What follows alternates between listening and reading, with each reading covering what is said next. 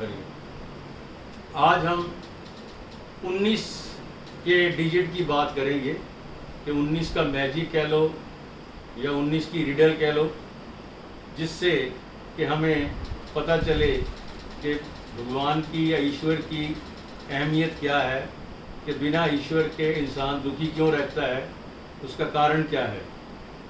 एक बार एक सेठ था, उसके पास बहुत ही ऊँट थे, ऊँटों का व्यापार करता था, तो बड़ा अच्छा उसका कारोबार था। उसके 3 बच्चे थे, तो उसने अपनी वसीयत लिख दी कि जब मेरी मौत होगी तो मौत के बाद जितने भी मेरे मरने के बाद ऊँट होंगे उसको तीनों भाई बांट लेंगे। एक को 1/2 हिस्सा यानी आधा हिस्सा मिलेगा, दूसरे को 1/4 यानी चौथाई हिस्सा मिलेगा, और तीसरे को 1/5 यानी 5वां हिस्सा मिलेगा। तो वो करता रहा और साल बाद उसकी मौत हो गई। अब जब उसकी मौत हुई तो जब देखा भी चले, पहले चलो ऊँट गिन लेते हैं कितने हैं, तो जब उन्होंने टोटल ऊँट गिने तो 19 ऊँट थे। 19 ऊँट को जब देखा तो उन्होंने उसका आधा करना चाहा, वो भी नहीं हुआ, चौथा हिस्सा करना चाहा, वो भी नहीं हुआ, 5वां हिस्सा भी नहीं करना हुआ। तो बड़े दुखी हुए। वो कहते ये क्या मतलब अपने पिताजी ने हमें किस मुश्किल में डाल दिया कि 19 ऊँट छोड़ गए हैं, ना इसका आधा हो रहा है, ना चौथा हिस्सा हो रहा है, ना 5वां हिस्सा हो रहा है। तो हर एक बंदा कोई भी अपना हिस्सा छोड़ना नहीं चाहता, तो आपस में लड़ झगड़ रहे थे।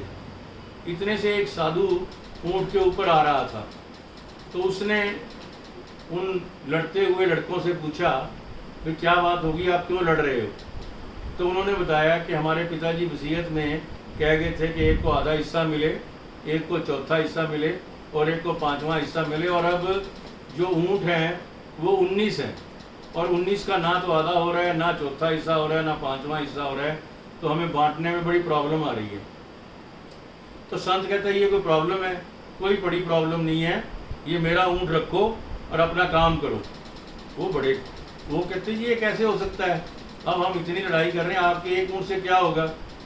वो कहता है एक बार मेरा ऊँट तो लेकर देखो, तब आपको पता चलेगा कि इस ऊँट की इम्पोर्टेंस कितनी है। वो कहते ठीक है जी। अब उन्होंने जब उनका ऊँट लिया तो उनके पास 20 ऊँट हो गए। जब 20 ऊँट हो गए तो पहले का आधा हिस्सा किया तो उसको 10 ऊँट दे दिए, दूसरे का चौथा हिस्सा किया उसको 5 ऊँट दे दिए, तीसरे का चौथा हिस्सा किया उसको 5 ऊँट दे दिए, तीनों को मिलाकर 19 ऊँट हो गए। अब कहता मेरा ऊँट वापस कर दो और आप अपने आराम से आप 10 ऊँट ले लो, आप 4 ले लो, आप 5 ले लो, आपके 19 हो गए, अब मेरा ऊँट वापस कर दो। और वो संत जो था अपना ऊँट लेकर चला गया और उनकी लड़ाई भी ख़त्म करवा दी और अपना ऊँट भी लेकर चला गया। यही जो कहानी है वो हमारे शरीर की है। हमारे शरीर भी उस संत के ऊँट के बिना हमेशा टेंशन में रहता है, डिप्रेशन में रहता है, हमेशा सोचता रहता है कभी कुछ ये ना हो जाए, वो ना हो जाए। इसी का कारण है कि आज हमने 19 के मैजिक की बात की है या 19 के रिडल की बात की है। हमारे शरीर में 5 ज्ञान इंद्रियां हैं, जैसे देखने की, सुनने की, सूंघने की, स्वाद की और स्पर्श करने की। उसी तरह 5 हमारी कर्म इंद्रियां हैं, चलने की, बोलने की, हाथ से लिखने की, और 2 मिलाकर 5 कर्म इंद्रियां हैं। 5 हमारे शरीर हैं, अन्नमय शरीर है, प्राणमय शरीर है, मनमय शरीर है, ज्ञानमय शरीर है और आनंदमय शरीर है।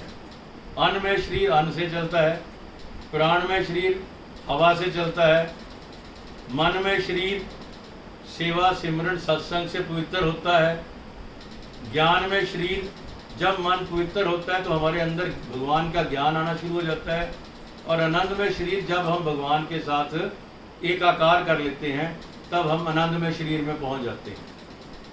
तो 4 हमारे सूक्ष्म शरीर हैं जो दिखाई नहीं देते, पर हमारे शरीर को वही चला रहे हैं, हमें पता नहीं चलता, पर हमारे शरीर को चलाने वाले वो 4 शरीर ही हैं, जिसमें मन, बुद्धि, चित्त और अहंकार, ये 4 सूक्ष्म शरीर हैं जिससे हमारा शरीर चलता है।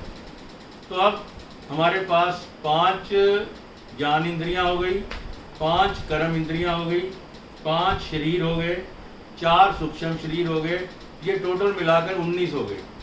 तो ये जो 19 चीज़ें हैं हमारे पास, ये 19 चीज़ें हमेशा ही हमें डराती रहेंगी, हमें घबराहट होती रहेगी, कोई ना कोई प्रॉब्लम आती रहेगी, जब तक एक जो भगवान है, जिसको एक ओंकार बोलते हैं, एक ईश्वर बोलते हैं, वो है।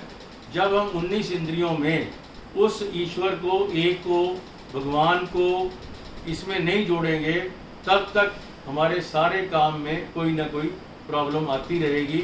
तो इसीलिए ये 19 का जो मैजिक है, वो तभी हम 19 का डिजिट सफल होता है जब इसमें हम भगवान, एक भगवान को जोड़ते हैं, तो हम सब जगह सुखी, शांति और आनंद से रहते हैं। धन्यवाद, शुक्रिया।